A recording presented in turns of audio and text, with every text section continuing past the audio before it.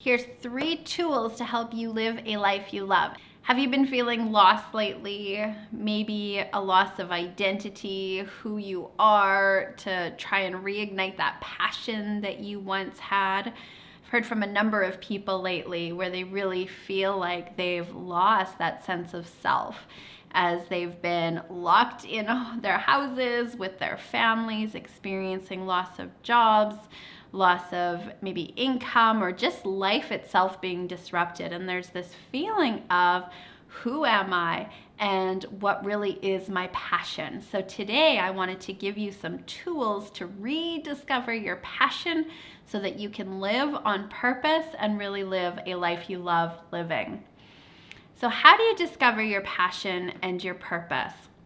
A few things that are really, really helpful in doing that are, number one, paying attention to your longings and your discontents. So think about when you're in conversation with somebody and you hear that they just did something, or they went somewhere, or they're taking this new class, and there's just this spark of excitement within you. You're like, oh, I would like to do that. I would like to try that. Maybe you've always wanted to travel to a certain place or take a certain class, and it's never felt like the right time. That would be your longing, the longing to do something you've never done before. And then we pay attention to our discontents. We pay attention to the things in our life that upset us, that we would call problems or struggles.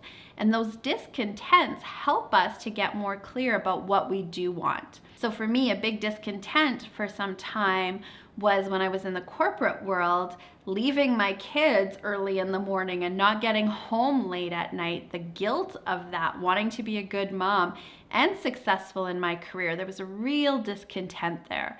So we look at those discontents and we say, well, if it wasn't that, what would it be? And I knew that I wanted more time freedom. I wanted more time flexibility. So when we look at those areas that we're not happy with, really important to then flip that. Well, if it wasn't that way, what would it be? So number one, paying attention to your longings and your discontents to help you discover that passion.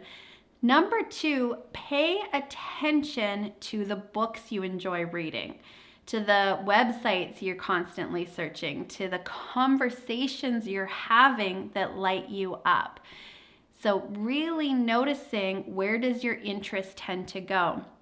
When my husband was transitioning out of the military and wondering what was he going to do next, everything that he spent his spare time on had to do with music. He was always buying guitar magazines. He was reading autobiographies on musicians. And that was really his interest. And so as he started to explore that, well, what can I do in that field? What would light me up there?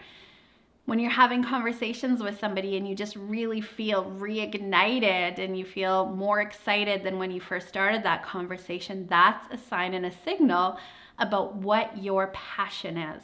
I had somebody recently say to me when I invited them into this as they were trying to discover their passion, she said, all of my books were on relationships and family and connection.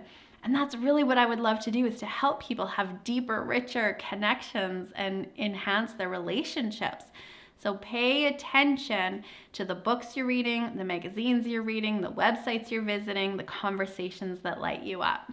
The third way to really discover that passion so that you can live on purpose is to ask the people that are closest to you, when you think of me, what are my skills? What are my gifts? What am I interested in? Sometimes when we're so busy living our lives, we can't see things as easily as other people. So ask the people in your life what they think your interests are, what they think you're good at, and then use that as feedback to get curious. Is that something I'd like to pursue more of? Here's the key with that, though, is you want to be really careful. Is just because somebody else says you should do something, remember, you're the ultimate authority. You get to decide what lights you up. So we're not looking for other people to determine our path. We're just getting that feedback so then we can really ask, is that something that I would love? So there are 3 keys to discover your passion, your purpose.